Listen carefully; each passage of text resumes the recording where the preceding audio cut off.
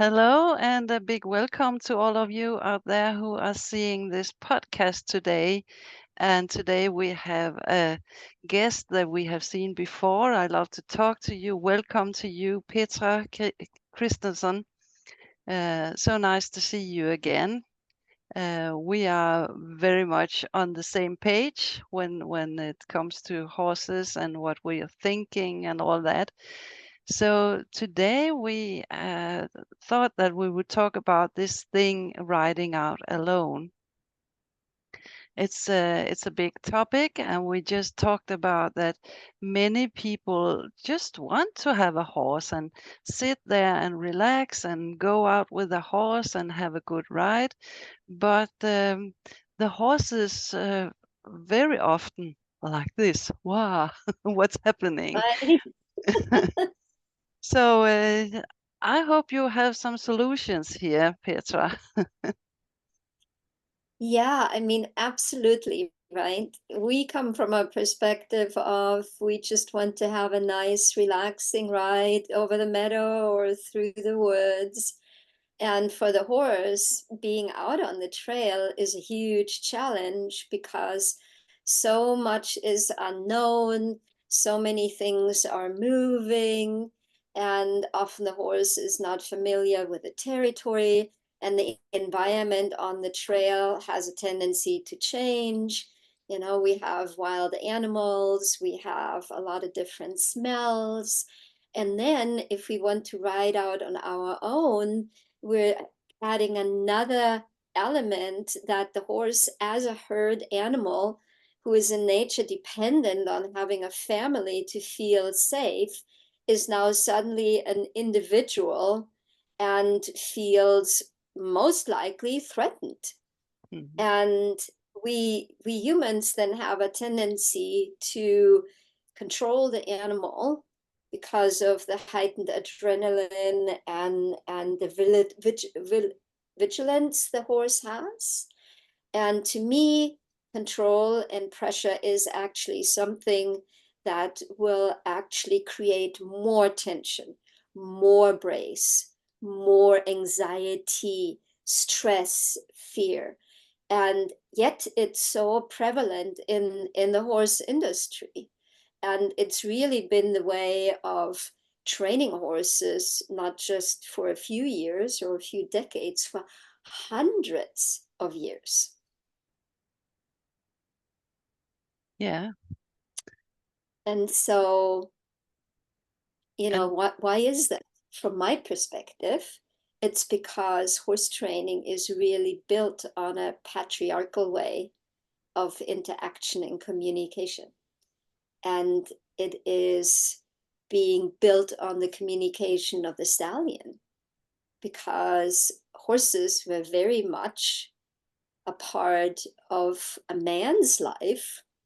And women started out having to ride in a side saddle, maybe even weren't allowed to ride at all, right? This idea that we actually, lift our leg and sitting on a horse, that was for quite a while absolutely unimaginable for a woman to do so. And so all these patriarchal ways of dealing with horses are so ingrained in traditional horse training, but from my perspective, also in natural horsemanship, which is oodles better than traditional training because at least we do have this idea of looking at horse psychology and looking at how horses function. But again, it is about control and pressure, make the right thing easy, the wrong thing difficult, have escalating phases, find an effective phase four. And I used to be a Pirelli instructor, so I know all about that. And after being in the program for several years as a student and as an instructor, I realized that I wanted to do things with my horses that just weren't possible. And there was like a glass ceiling, and I could definitely see what I wanted to achieve, right? And I couldn't get there. And I saw my students after a while, right? You make quick progress, and then there is a plateau. And even when I was, being a Pirelli instructor, there was clearly a drop off after level 2. And it gave me really this, this pause of why is that? Why can we not experience what we're looking for with these kind of training methods? And so fast forward, that was like in 2013 when I quit being a Pirelli instructor. I decided to take a break and to really allow my horses to teach me, and look at what experiences did my students have, what was working, what was not working, where did I feel that I could see that there was a problem but I didn't have a solution. And maybe Anne, you had a similar experience that you realized there is more to it than meets the eye. Mm. And it's not only the horse, because we are thinking in a different way. And if the horse, for instance, are afraid of something and you know it before you're going out on the ride, you will sit there and think, wow, now there will come a deer. And you are Mm-hmm. tense and it will go straight down in the horse. And now there's a car coming and and in the end, that will be very scary for both you and the horse. Yeah. Yeah, I remember a student of mine in the UK. She was going out on her own. She didn't like to ride with other people because she felt that upset her horse even more. And so she chose to go out on her own because she thought she could manage the situation better.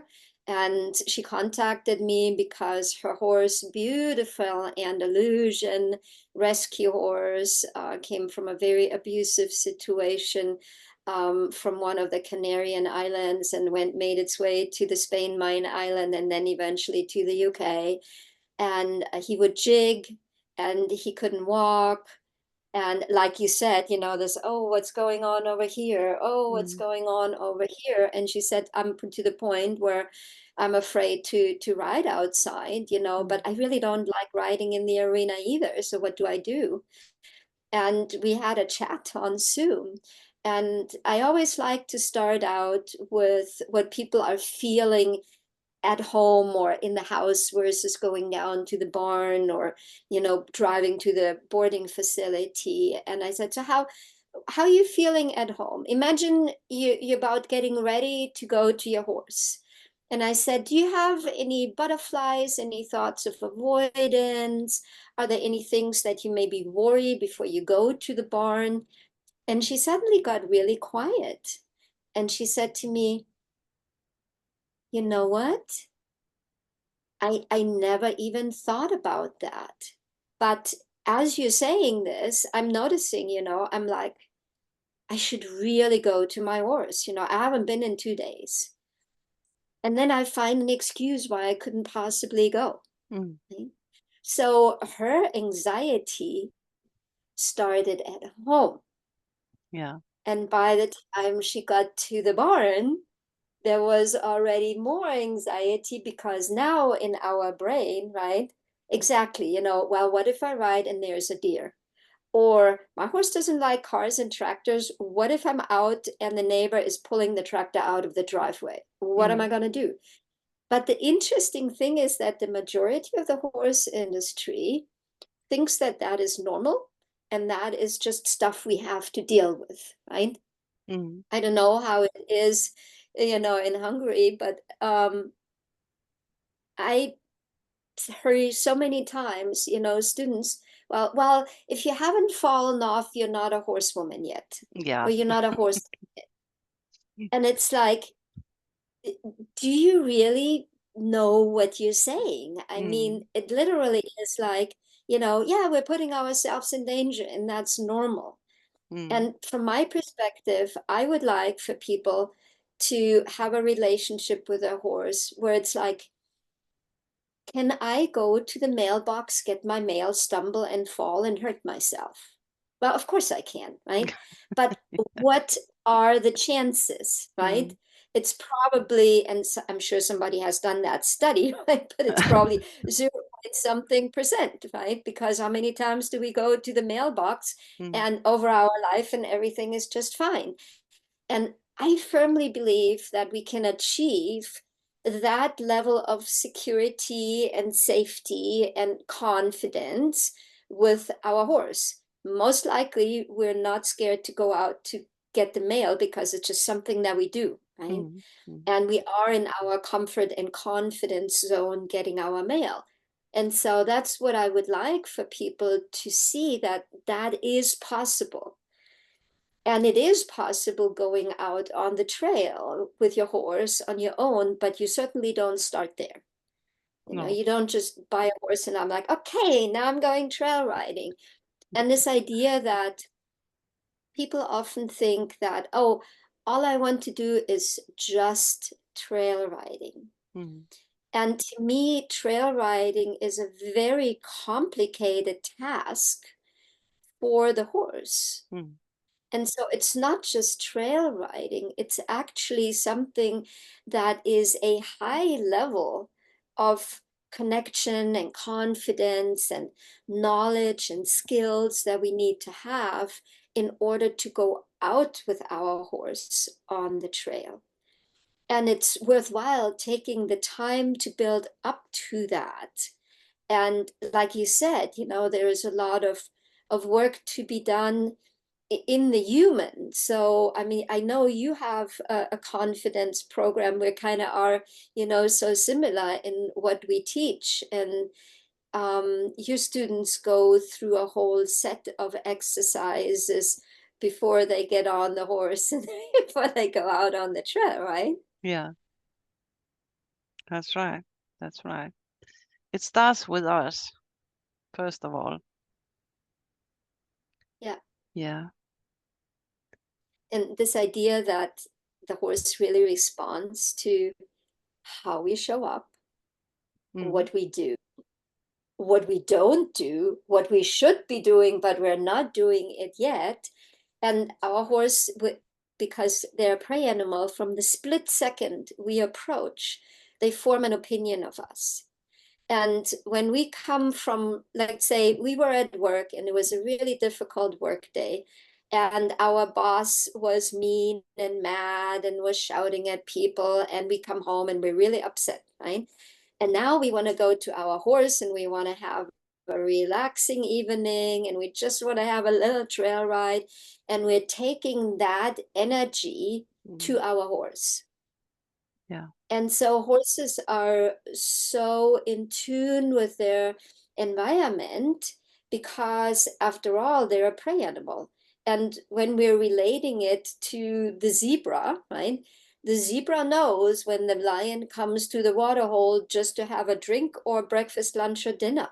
They Mm. can tell in the energy, in the body language, what a predator is up to. So now we're coming with, I can't believe he said that.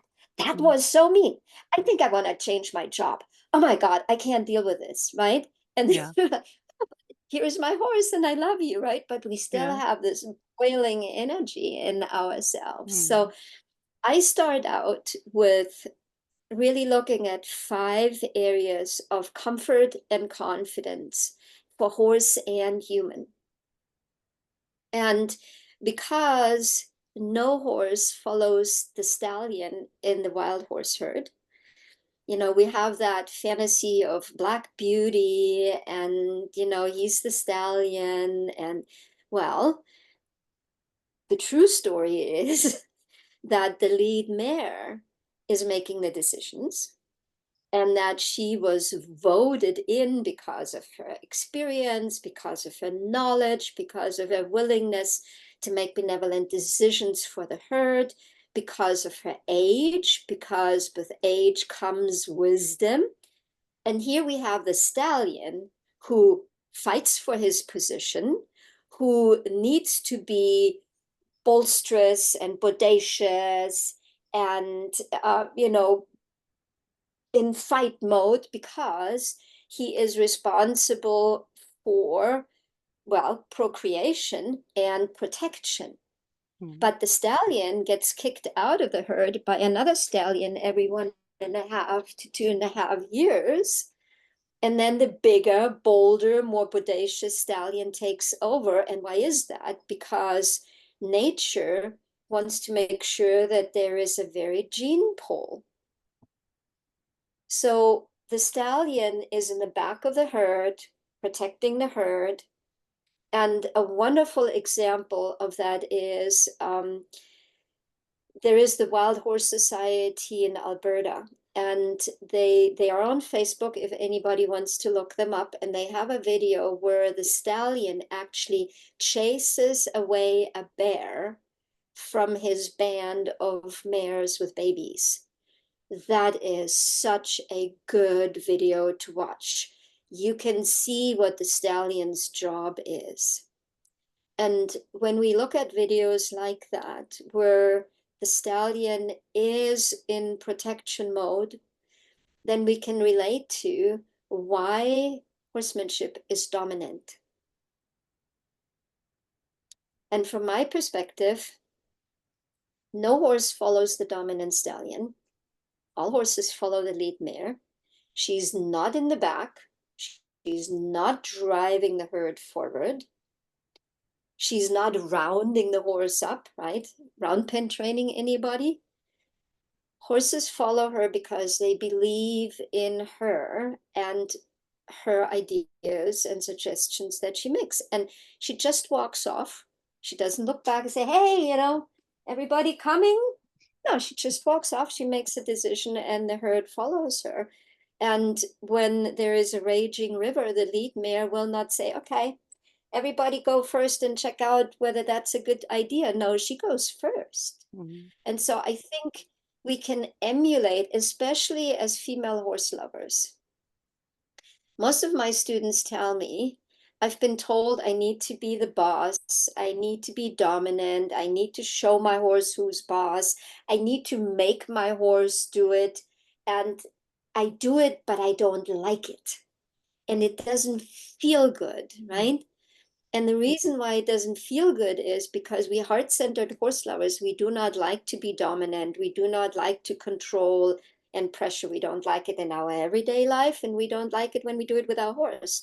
But oftentimes we don't see that there is an alternative, because dominant communication with horses, again, is so prevalent.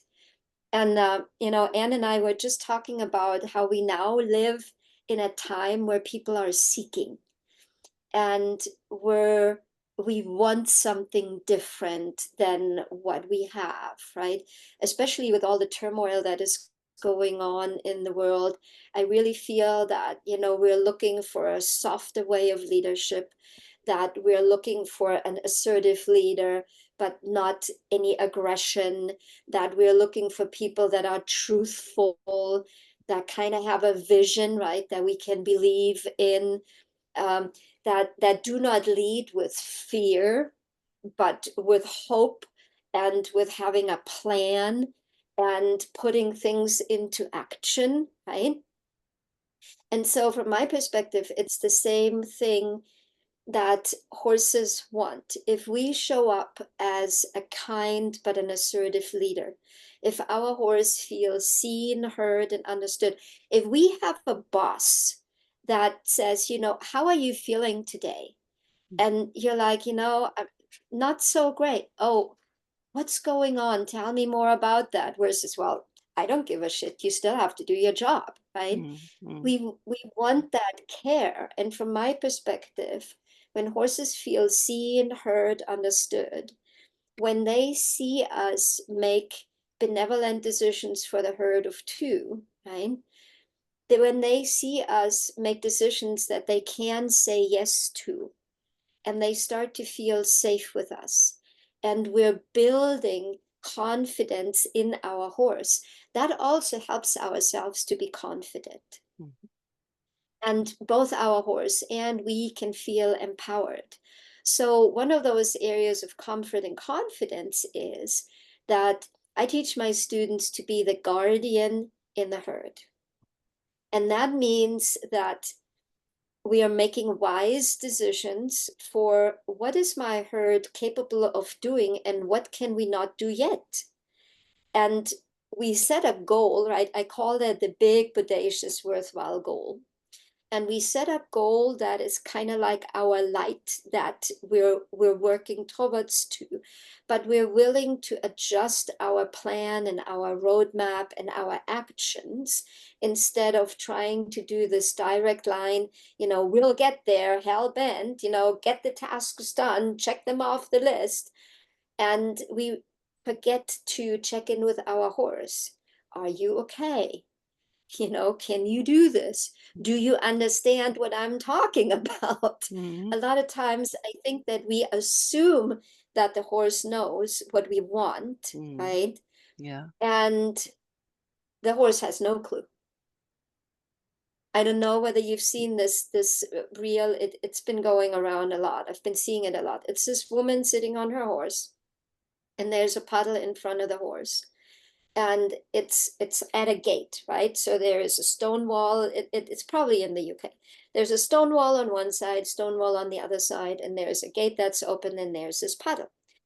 And the horse is throwing a conniption fit, just bucking and running backwards. And, she has a voiceover that is making fun of the horse.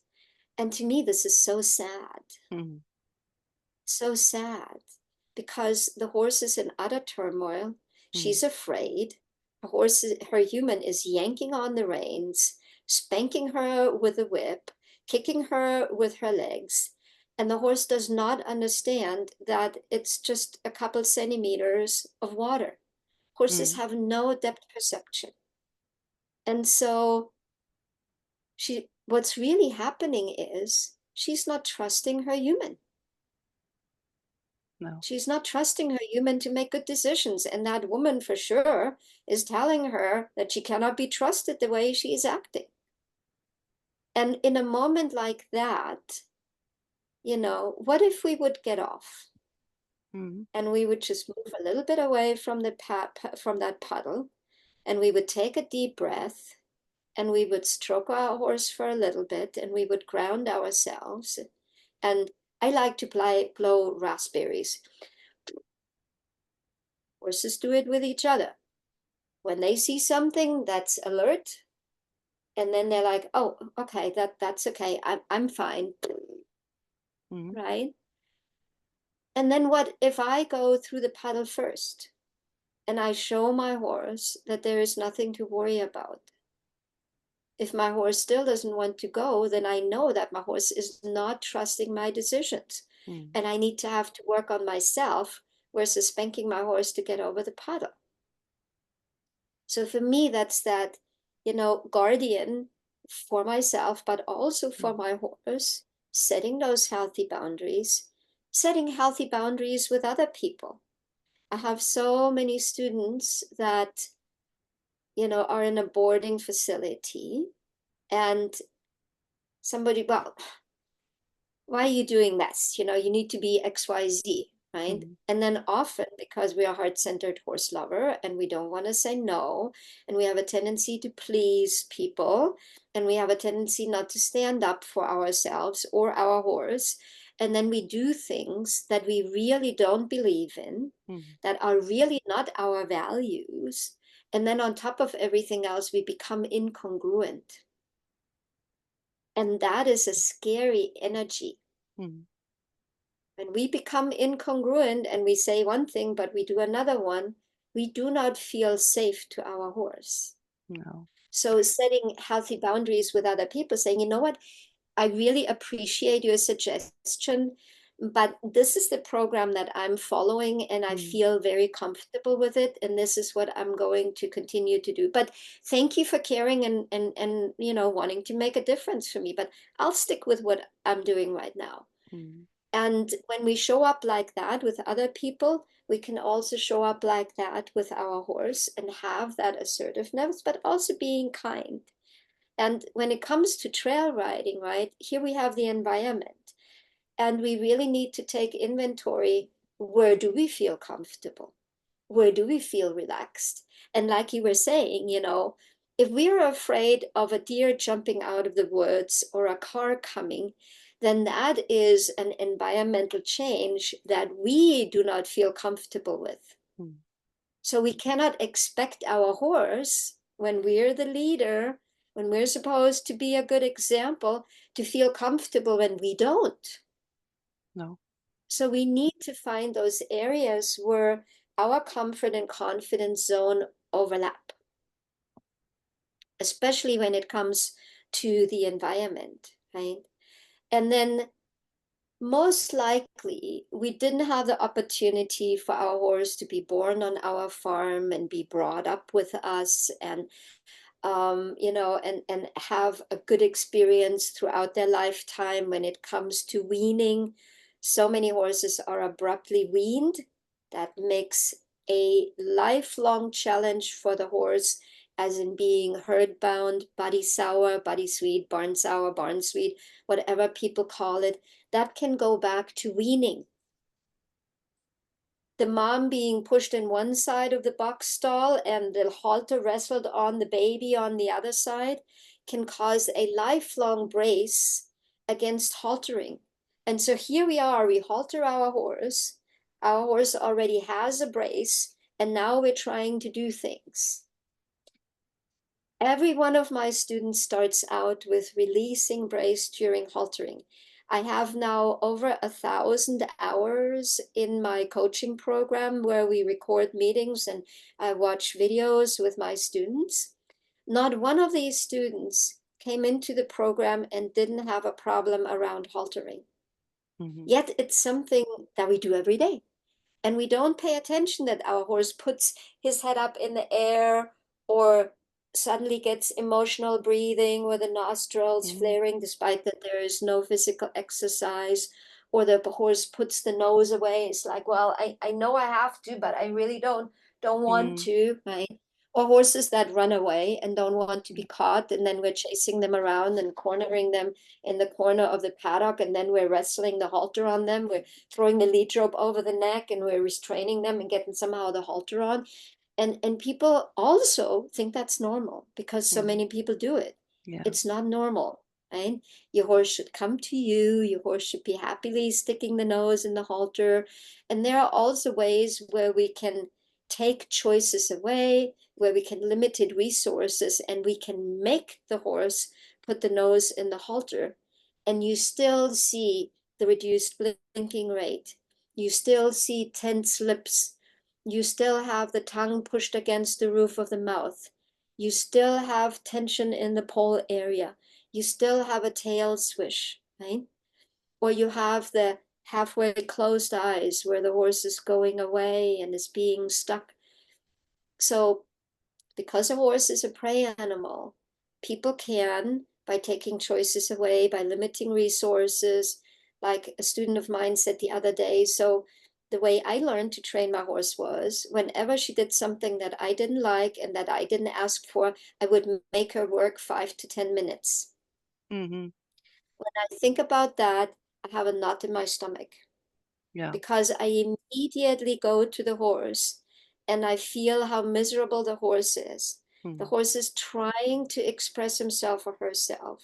The horse is trying to share her feelings, her fear. I'm not okay with this. I can't do this. I don't understand this. What are you talking about? And then we're chasing our horse around for 5 to 10 minutes, making them tired, taking resources away. That is utterly threatening for a prey animal, that we are depleting their resources because their choice of action, flight, is being taken away from them. And that's how learned helplessness is created, right? And we're not even out on the trail on our own, right? And so this Yeah. idea that we need to take a trauma, previous experiences. If I fell off my horse for years, I was worried, I was afraid. Mm. Everybody told me, get back on your horse. This is how you get over it. You're not riding, how you going to get over your fear? Mm. Please do not get on your horse if you're fearful. Please do not do that. It's a recipe for disaster, right? We need to take care of our own trauma, release the trauma, get tools how to be confident, be smart about what we're going to do and don't do, and what we say yes to and don't say yes to. My accident happened because I allowed my neighbor to talk me into getting back on my horse when my horse was fearful. Don't be a weenie. Get Yeah. back on that horse. Yeah. Hold Don't those let them reins get short. away with it. Hmm. Don't let him get away. Make him do it. Yeah. Off I went, right? And when I landed with my face first, I had the fence post right in front of me. I literally opened my eyes and the fence post was right here, right in front of me. And that's when I realized I could have died. I could have been paralyzed. And that sticks with you. And Hmm. now your brain says, you cannot be trusted. You're making stupid decisions. Hmm. I'm going to ring that alert bell and I'm going to make you afraid that you don't go on that horse anymore, because obviously we are in immediate danger and you're making bad decisions. Hmm. And so now we have that lizard part of our brain starting to interact. And that's when we get the sweaty hands and the butterflies in the stomach and the thoughts of avoidance, and the pounding heart. And the horse industry tells us, get back on anyway. John Wayne went back on the horse and shaking in your boots, and you just do it, right? Yeah. Nike, just do it. Don't do that with horses. You can do that with running shoes. Don't do it with horses, right? It is a recipe for disaster. We need to resolve these issues for ourselves, for our horse, before we get back on, right?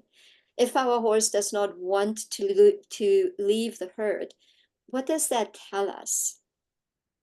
It means that our horse doesn't feel comfortable and confident enough with us yet to leave the safety of the equine herd. We need to earn that trust, right? Right now, when you go on Google and you type in herd boundness, articles that show up will, your horse has to submit, make him do it, make the right thing easy, wrong thing difficult, canter your horse around the herd, and then ride away, and then let your horse rest away from the herd. That is depleting your horse's resources. That is learned helplessness. That is a recipe for your horse becoming stuck and disconnected and obedient, but full of tension, right? We're not releasing the mental and emotional brace that the horse has. We're just making it uncomfortable to stay with the herd. So I need to earn the right to take my horse away from the herd by showing up, by making smart decisions, by helping my horse feel safe and confident with me. And so I need to go back again. Where do we feel comfortable? Well, here's the thing. If my horse right now feels comfortable with his or her body, then I start out there in that environment of the herd. And slowly but surely, I move a little bit further away and I come back. I like the figure eight exercise with two cones. One cone represents this is where we're totally okay. And the other cone is this is where we're thinking about not being okay. For example, I had a student in Croatia and she texted me and she says, so my trainer says, now that I'm ready to go out on the trail and my horse doesn't want to go out on the trail and doesn't want to leave the property, he's going to stand behind my horse with a dressage whip. And every time my horse stops and doesn't want to go, he's going to whack my horse on the butt. And she literally, do you think that's a good idea? That's how she ended her email, right? And I'm like, recipe for disaster, right? So here we have an area that the horse does not want to go into because they're afraid and worried, right? And now we have somebody behind the horse that is whipping the horse. What will the horse do? It will go up. Hmm. or it will break away sideways, right? It will try to escape the pressure that is in front and behind. And so what did we do? We used the figure eight exercise first with no riding, right? Because most of the time we lose a little bit of our horse's confidence when we're riding, right? Because now we're in a position where the predator would attack, right? Being on top of the horse. So we start out on the ground. And I told her, put one cone where the horse is comfortable in front of the barn and the other cone in front of the gate, and just walk figure eight. So the horse experiences we're walking away from the barn. Oh, we're going back to the barn. We're walking away, we're going back. And we're doing inward turns and outward turns. We can talk about our personal space and our horse respecting our personal space, super important. And so then our horse has a association with that second cone. And now we're going to move that cone half a meter, a little bit further towards the gate. And we do the same thing again. Within 3 weeks, she was riding on the trail on her own. By taking the time to expand the comfort and confidence zone in small steps. The smaller the steps you take, the bigger your chances your horse will say yes. The bigger the step, the better your chances your horse will say no, right? So we want to make small steps. Sounds like And me. last but yeah, right? Small steps, I mean, small steps. and then you have that gratification of, oh, it worked. I can Yeah. actually do that. And I can make another step, right? And to me, that is not necessarily something that we learn in our society. That's not necessarily something we learn in school. There is this high performance, higher, better, longer, and there's nobody talks about how about you make one tiny step today and in a month you have 30 steps. It's always that pushing, right? And that barreling forward like a freight train. How can I squeeze 5 more minutes out of my day to become more productive? And so sitting back and just where am I right now? Am I okay? Right? No, I actually, I feel a little bit of an anxiety. Okay, what can I do to let go of that anxiety so that I can make a step forward? So important. And that we give ourselves the courtesy and the grace and the permission to do that. And our horse, right?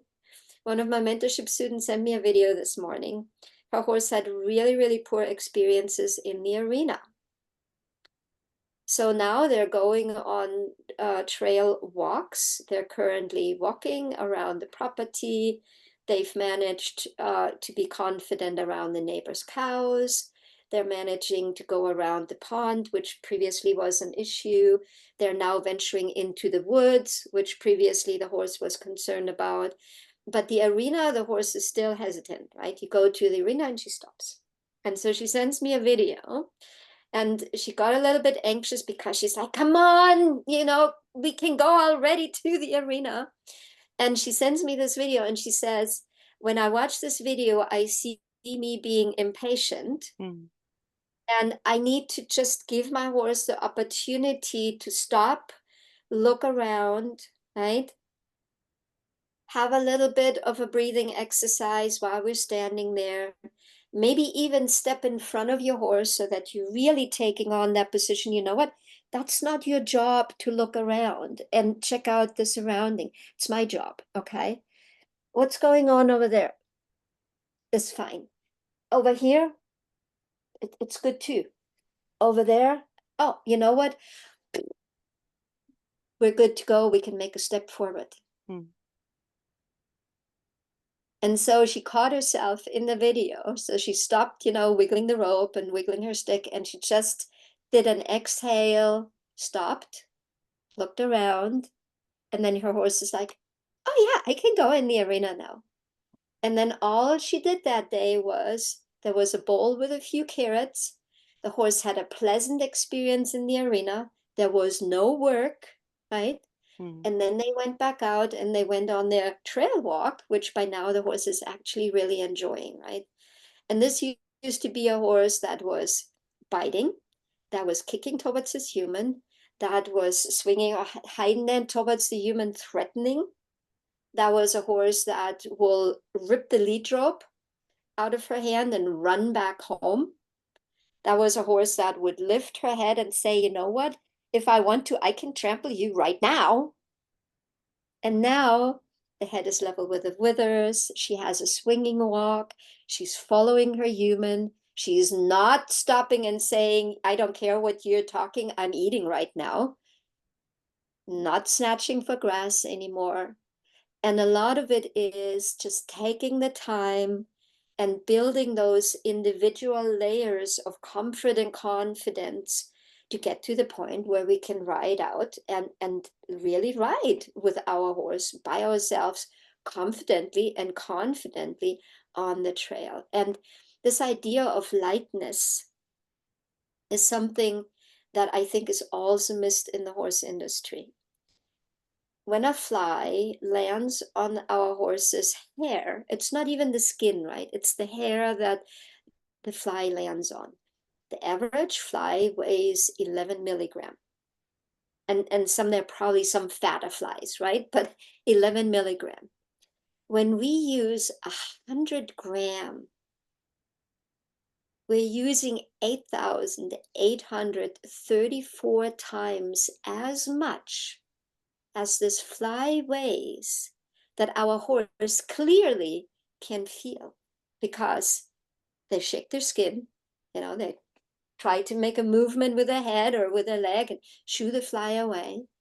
And most of the time, we're using pounds and pounds and pounds of pressure and pulling and yanking and jerking. And when we do that, it hurts our horse, but we're also making our horse dull and non-responsive. And if somebody hurts you, do you like that person? The kicking, the spurs, the whipping with the whip. Why are you not going forward? Go forward. Whack, whack, whack, right? Kick, kick, kick.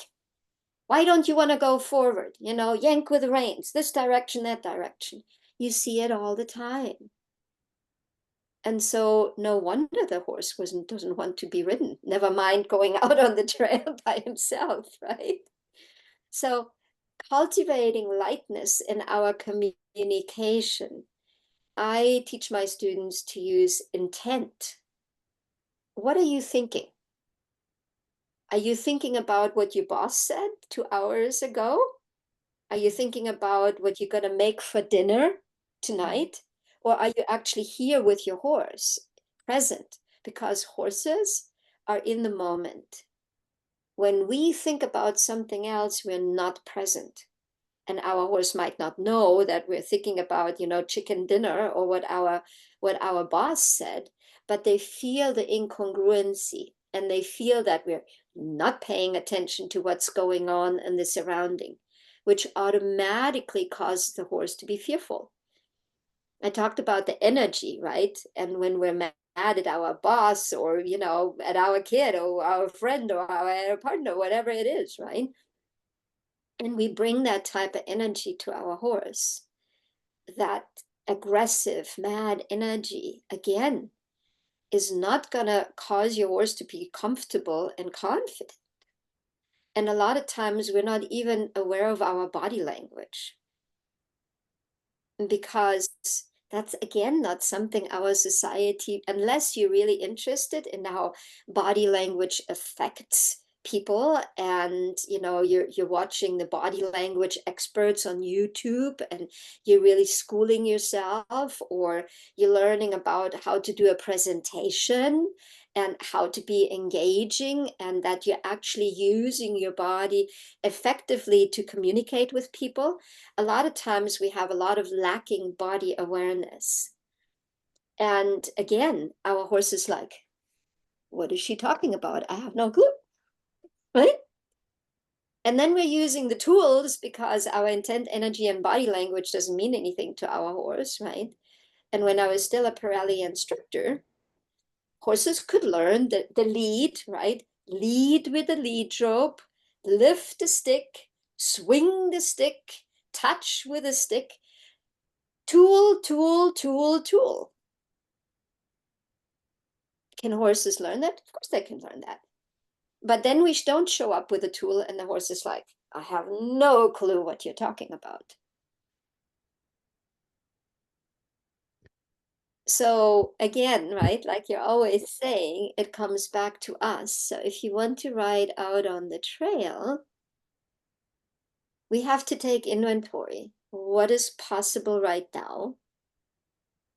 Where are we relaxed? Where am I? Where am I relaxed? And where's my horse relaxed? And literally make a list of what's possible. And then we need to look at it that I had, it's a few months ago, I had a lady text me on Facebook. And so she wrote, she said, so I'm in my 60s. I've trained horses for 50 years. I've professionally trained cutting horses and endurance horses. And I saw your video about residual tension. It sounded kind of interesting. Now I have a horse that totally stuns me. I don't know what to do with her.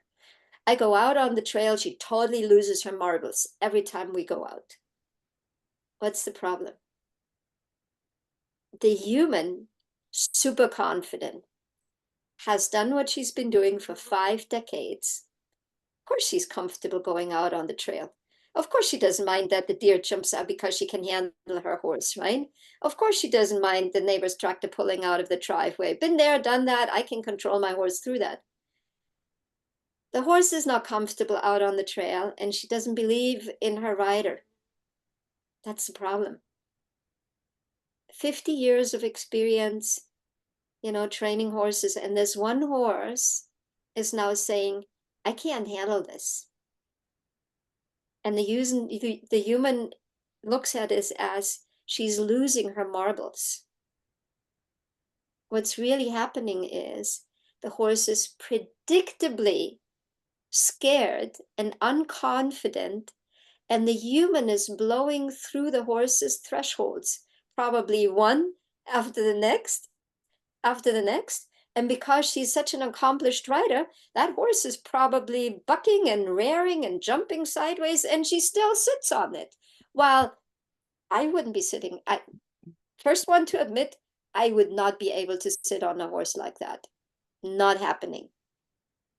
I wouldn't want to sit on a No. horse like that, right? This idea of should I, could I, would I, right? There are people that can do all kinds of things.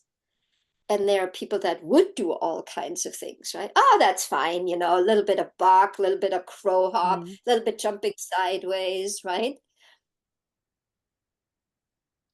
My student Edwina in the UK, she said, I was out on the trail and suddenly my horse jumped into the plowed field and ran home with me. It was so frightening. And guess what? The other boarders at the barn, what did they say? Oh, I can ride your horse. And she Yeah. said, no, no, you will not ride my horse because obviously my horse has a problem and we need to figure out what's going on. And so when we kind of did an inventory of what can the horse do and what can the horse not do, when she would go in the arena, they had an arena with a hedge all around the arena. In my opinion, beautiful, looked awesome, right?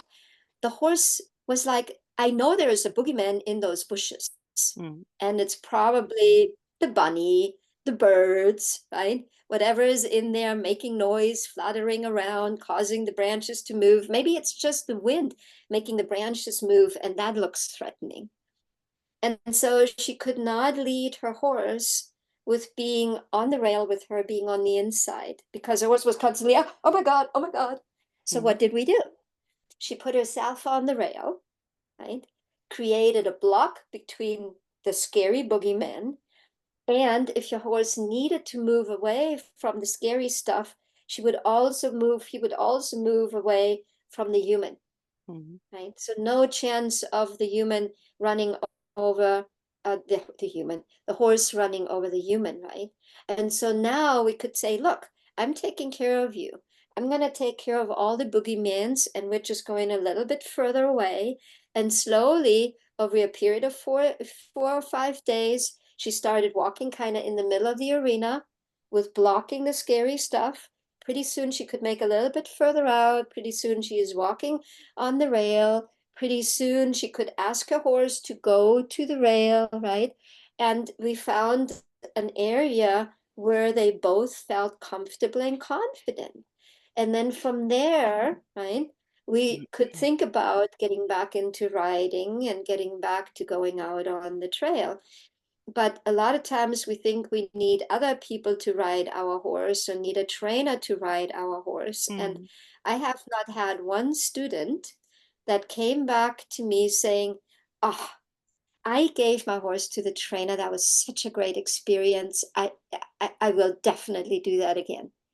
What do people say? What do your students say when they send the horse to the trainer? Oh, I never do it again. Yeah. It came back. They haven't done anything with the horse. Mm-hmm. Yeah. Yeah. And the thing is, nobody can build a relationship for you. No. Wouldn't it be nice if we could send our partner to school and they would just come back perfect and we would have never to get upset with them, and we could just go to school, fix ourselves, and then we have this happy ever after life. Everything would always be perfect. It's just not that way. We No. need to work on ourselves. We need to help our horse to become braver, right? And more confident. That's something, to me, there is such a wonderful opportunity that we have that other horses cannot create, which is we can teach our horse, we can help our horse. It's just a matter of how we do it. And to a large extent, we can influence the environment. If my horse isn't ready for the tractor and the car out on the road, I don't go out on the road. For a while, I had a lady here that was helping me on the farm. Her horse was terrified of my tractor. And so every time I would drive in with a tractor, I would stop when I saw her, or, oh, there she comes again with a tractor. I would stop and I would allow her to find relaxation. And then I would drive a little bit further forward, right? And then I would allow her to find relaxation. Well, I would talk to her, right? I'm like, it's okay, it's just a tractor. It's me. See, human sitting on the tractor. And then she would be like, oh, okay, okay. But there would always, it was always kind of like that. Oh, there comes the tractor again. Her owner put the horse in front of the cart and drove out on the road with her. And I'm like, oh, catastrophe in the making, right? The horse was in no shape ready to be in front of a cart out on the road with lots of neighbors have tractors around here. And she saw the horse struggling with a tractor here on the property, and she still went out. And this is somebody who is training horses for other people. Yeah. We need to work on ourselves. We need to learn how to read our horse, to understand when there is brace, when there is tension, when there is anxiety, worry, fear. And then we, the human, we have the opportunity to rectify that. And that's how we can grow into that lead position where our horse will have positive experience every time we're around. Our horse feels good. Every time we're around, our horse feels comfortable. Every time we're around, our horse feels confident. And if our horse loses relaxation, what is relaxation? It's the absence of brace, tension, stress, worry, anxiety, fear. When we're relaxed, We don't have brace. We don't worry, right? So we want to start with relaxation, wherever that currently is for you and your horse. A lot of my students literally start just sitting on a chair and hanging out with a horse, or standing with a horse if they don't want to sit on a chair. Or some of my students literally start out on the other side of the fence Mm. because they have noticed that they don't feel comfortable with their horse being in the paddock or being in Mm. the stall or being a pasture. Maybe the horse had previously pushed them against a stall wall. Maybe the horse had previously threatened them in the paddock. Right? Maybe they were in the pasture and another horse came racing towards them and chased them out of the pasture. Happened to one of my students. Mm. And they have to start outside, and the brain has to see the fence. Oh, okay, we're safe, right? And they have to come down, and then just like the horse with the figure eight exercise, walking towards the gate, away from the gate, touching the gate, going away, opening the gate, going away, right? Eventually going in the pasture, coming out of the pasture, and constantly reassuring our brain that we're making smart decisions. Because if the lizard brain decides that we're not making smart decisions, and that part of us that is still the cave woman, right, ticks in, then that's where the sweaty hands come from. That's where the elevated heart rate comes from. That's where the change in breathing comes from. That's where the butterflies in the stomach comes from. And when you have that, you cannot help your horse be comfortable and confident because you're not. So going back to where we feel confident and allowing ourselves to be there, right?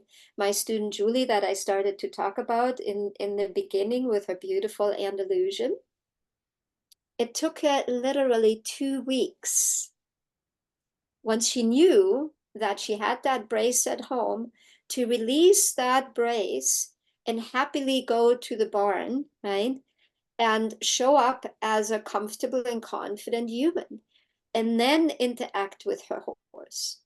And over the period of the 10 weeks, I don't know, how long is your program, Anne? It depends. It depends. But yeah, I have one in 5 weeks, and I have one in 3 months also. And But it's there it's is a time frame, right? yeah, there is, and it's so worth it, as you said, to take that time in the beginning to do all this groundwork to get through it instead of just ignore it and continue, because it's a disaster. Yeah. Yeah. And there's, if you invest 5 weeks, if you invest 3 months, 10 weeks, I have students that are now with me for 3 years, and they see it as a self-development program, Mm. right? My horses are my self-development program, and I'm investing this in myself as much as I am with my horse. Mm. My student Linda is 73 this year. Her horse Bobby is now 23, right? And she started out with a horse that she wanted to go out on the trail, but she said, he's so spooky. I don't dare go. I'm 70 years old. I don't Mm. dare to go out on the trail with him. Never mind, my goal is to ride with my granddaughter. I could never have her with me on a second horse because I constantly have to watch mine and what he's doing and what he's afraid of. And so now she is riding with her granddaughter, and they have just an hour away from her, they have a ranch there where they have a whole obstacle course with the most fascinating obstacles, right? And now they go there, and they can do the trail obstacles in the arena, which are literally like rocks and water features and bridges, and I mean it's amazing, right? And they can also do the trails outside, and it's that commitment to saying, okay, right, this is my goal. My big, bodacious, worthwhile goal is I want to go trail riding. And not only do I want to go trail riding, I want to go trail riding by myself. And to allow yourself to create that roadmap and to see the journey as valuable to reach your goal. And this idea of having somebody, like Anne has a program, I have a program, that will support you along the way. Because I don't know about you, and I am not a good learner when I'm by myself. I procrastinate. I find excuses, Mm. oh my goodness, I need to do this, I need to do that. But when I work in a group environment and I have a coach that, we have a meeting tomorrow. Are you showing up? Oh, yeah, there's a Mm. meeting, right? I got to show up. And having that accountability to me is so worthwhile to help yourself to stick with it, to help yourself condense time, because it will take less time when you have somebody that guides you through it and Mm. creates a roadmap for you that is tailored for you and your horse. Humans are like snowflakes, horses are like snowflakes. You need that customized approach that you can conserve time and even compress time and move forward quicker than just with a cookie cutter program. And that's where that customization and really looking at, okay, what has happened with me? What has happened with my horse? Where are our challenges? One horse might be totally okay with the deer jumping out of the bushes, but is losing his marbles, like the lady said, if there's a plastic bag flying through the air. So there are different requirements and different things that we need to work on. Mm. But this idea to come back to, where do we feel comfortable? Where do we feel safe? Where do we feel confident? And then slowly, step by step, venture out, right? That's how we learn, and that's how we learn safely. And that's where you can avoid, and from my perspective, even eliminate scary experiences and accidents. Mm. When we have this really, really solid foundation, where our horse, when something is scary, looks to us for guidance versus taking care of himself or herself. But, oh, what is my human saying about that? Right? And the quality of connection and relationship that we then can have, to me, especially for heart-centered horse lovers, we're craving that, right? There's a completely new level that we can achieve if we take the time to get there, versus just, oh, let's go out on the trail and see how it goes. Mm. If you're already, this, oh, let's see how it goes, your brain is already telling you that you have a concern, right? Mm. Because let's see how it goes. Like, well, I don't know how it's gonna go. Let's just try it, right? And if you're doing that on your own, right? If you're like, well, I'm scared, but you know what? I'll do it anyway, right? Mm. Mm. Okay. If that's how you operate and it works for you, more power to you. Please don't do it with your horse. As soon as we have another being involved, we need to take care of that being. And a prey animal has different requirements as a human. Heart-centered horse lovers can relate to the plight of the prey animal because we have a tendency to freeze, to retreat, to avoid confrontation, to not stand up for ourselves, to be more passive, to be so non-assertive, right? But that's where the growth can happen, because being a kind, assertive leader and a calmly confident leader is what our horse needs. And there is that self-development aspect that to me is so valuable, because what we do in our horsewomanship, we do in our everyday life. Yeah. And when you learn with your horse to apply those new principles with your horse, you will automatically apply it in your everyday life. Like my student Linda, 73 years old, right? Now out trail riding, doing things with her granddaughter, and Bobby is the steady Eddie now. She said to me the other day, you know what? I have so many more communication skills with my family. Mm. Previously, I was frustrated. Previously, they made me mad. Previously, I'm like, and God damn it, well, do it anyway. And now I sit back and now I listen.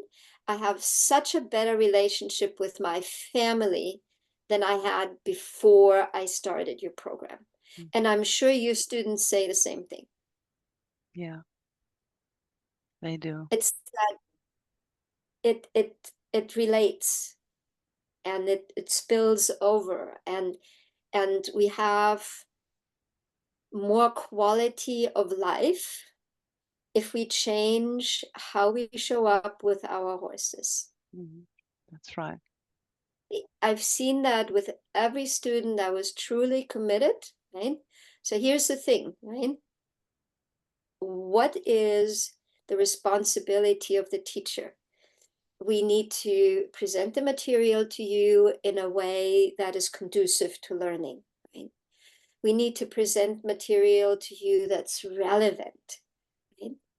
We need to keep you in the game and show support and like, oh, we had a meeting. Why didn't you show up? Is everything okay? Oh, okay, you had an experience with your horse and you didn't know what to do. Okay. And then we have a tendency to shrink back. Well, if you have a good coach and a mentor, they call you, they email you, they text you like, hey, I noticed you haven't been here this week. What's happening, right? So that somebody is helping you to hold you accountable, to stay in the game, to keep that big goal in front of you and give you the steps that you have to take to get there, right? So, but at the same time, as a student, you have responsibilities because guess what?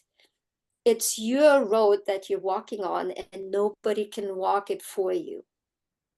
You have to do the walking. You have to take the actions, right? You have to come back. And so you're consuming the material, right? Then you're going to percolate on the material and you might ask question, how does it pertain to me? How I'm going to apply that to me and my horse, right? And you ask questions, right? And you engage with the material and then you go out and do it. And then you have more questions and you'll come back and you'll ask your questions again. You get those questions answered and then you apply that newly found knowledge. And since, repetition is the mother of skills, you're going to do it a few times so that you get proficient and your horse understands what you're doing and what we're doing together, right?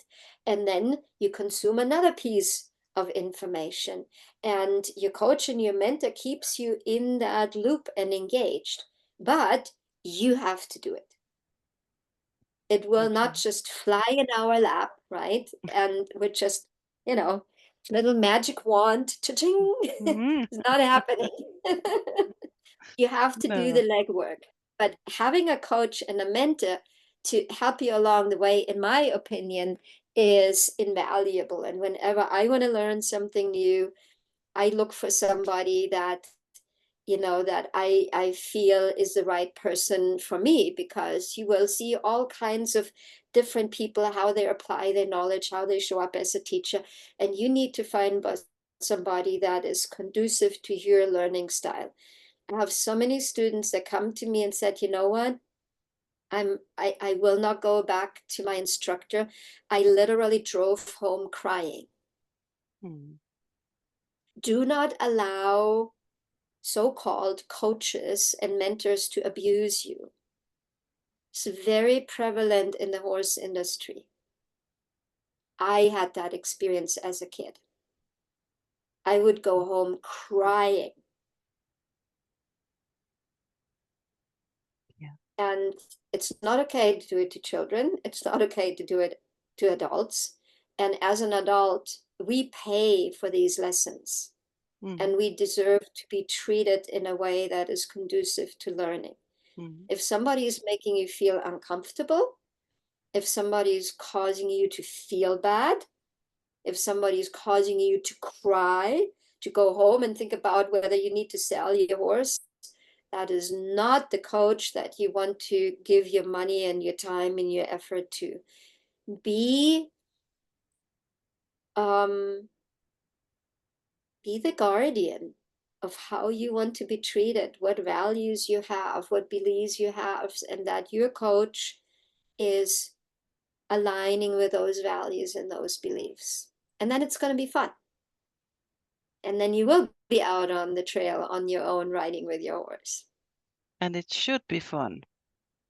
Yeah, Yeah. exactly. It should be fun. If it's not fun, then we need to reevaluate why it's not fun. That's right. Yeah. Thank you so much for this uh, teaching. I hope you out there really got something out of this. I did. I learned something every day. And yeah, thank you so much for coming, Peter. It's always a pleasure. And I said I learn something every time I hear somebody talks about this. So it's fantastic. And that is a learning way when you have a horse, always. And it's this wonderful opportunity, you know, to learn from and with each other and to build a community and to be part of a community, because that's often what we humans are lacking nowadays. Mm, And having the opportunity, you know, to come here and participate in your podcast, it's always so much fun, and I always so appreciate the opportunity.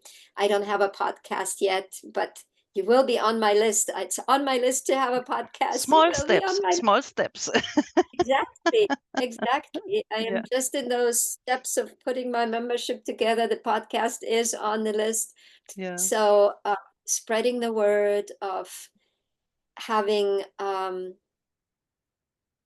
a positive way of interacting with horses as humans is really my passion, and I know it's yours. So yeah, thank you so much for the opportunity to hang out with you and to spread the knowledge. yeah. Thank you so much. And thank you to all of you out there who have been listening and seeing this podcast. And please subscribe so we can carry on and help all the horses out there. Thank you so much Yes. for today. Thanks so Bye bye. much. Bye.